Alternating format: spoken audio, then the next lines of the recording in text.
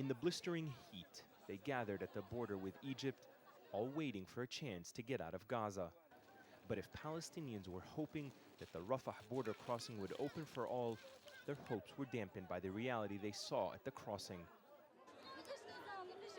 This woman called her family to tell them the border opening was just empty talk.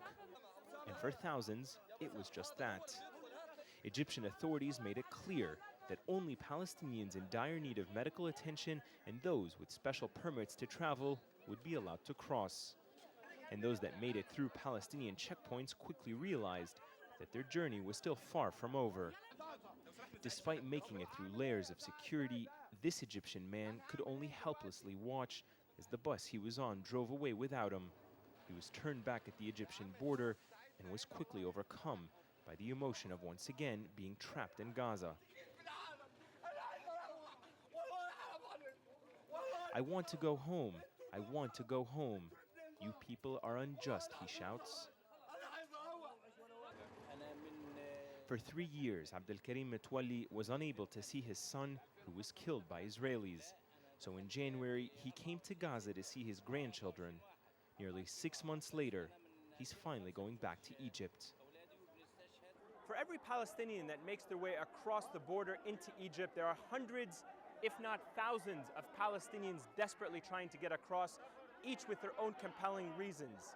But for many of the Palestinians that have gathered here today, the excitement that Rafah was going to open, albeit for 48 hours, was short-lived, because for many of these people, today or tomorrow, they will not be able to leave.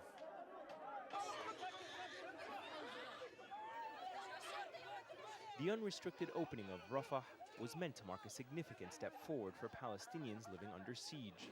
Instead, the limited opening came on a day Israel once again closed all of its crossings into the Strip in response to a rocket being fired from Gaza on Monday. Deposed Palestinian Prime Minister Ismail Haniyeh says Israel is not standing by the agreements of the ceasefire. There are retractions on the Zionist positions. We're seeing the unencouraging signs.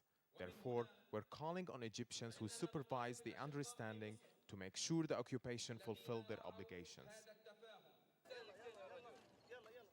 And what was meant to be a day of hope that life could get easier essentially became a painful reminder of what it means to be a Palestinian searching for freedom.